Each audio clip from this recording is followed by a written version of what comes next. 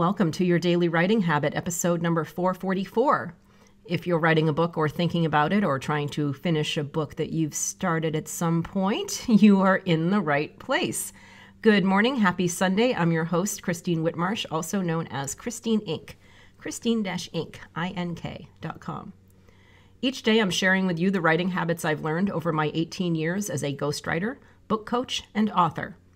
I have found that three things in particular have a huge impact on your success as an author, and they have the ability to turn a quote-unquote non-author into a published author. Those three things are writing fundamentals, productivity, and mindset habits. Well, once again, good morning and happy Sunday. As we do every Sunday here on the show, it is Sunday Story Time, where I grab a book off my bookshelf, whether it's one of my own or a client book, or a book that has had an impact or having an impact on me in some way, and I read you an excerpt, and I follow that excerpt by some sort of study or learning question that you can use, hopefully, to apply to your writing. The whole point of the show being your writing. So today, the book I've chosen, it's a client book by just awesome lady, Elizabeth McCormick, a Black Hawk pilot, and the name of her book is The Pilot Method, The 5 Elemental Truths to Leading Yourself in Life. Super inspirational author here. So here is an excerpt. This is called Fear is Your Friend. In order to fly the mission, I had to do the STABO mission. The Stabilized Body Mission is an extraction method using a harness to rescue up to 4 soldiers from a field location where a helicopter could not land. It was a sunny, reasonably warm day for Fort Drum, and our company was gathered in a large training field with 1 helicopter and instructor pilot Santos certifying the pilots one at a time. Being one of the quote-unquote dopes on the rope was not my first choice, or my second, or my third. I wasn't afraid of heights.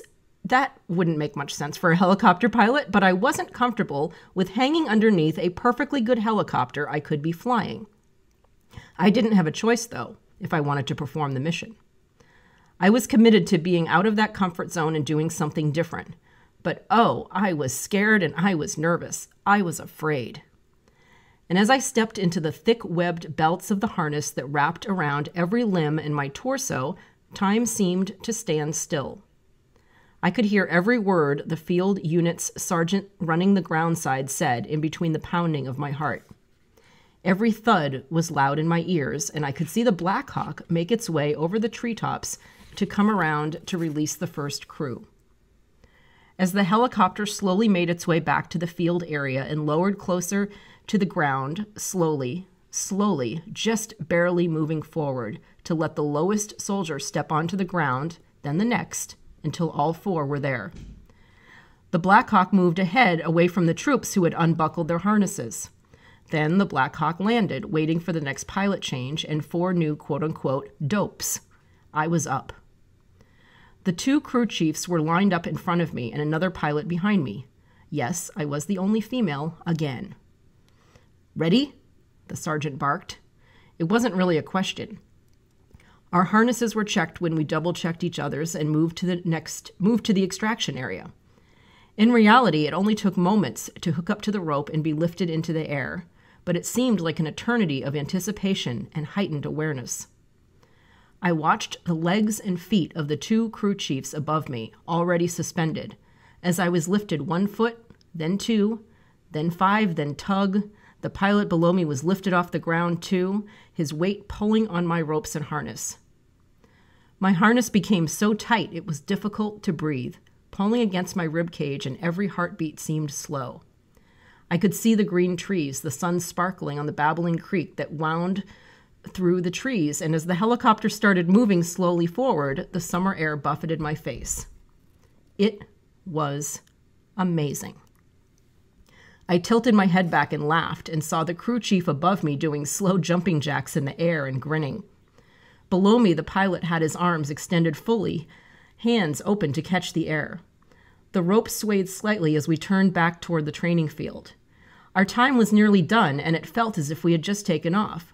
Yet every second of that exercise was imprinted indelibly into my memory.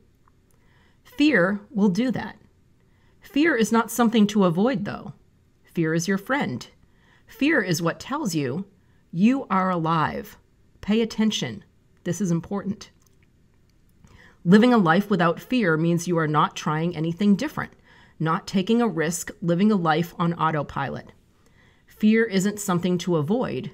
Use it to heighten your awareness of what you should be paying attention to. Then step over that fear to get to what you want to achieve. And she ends with a quote by Les Brown.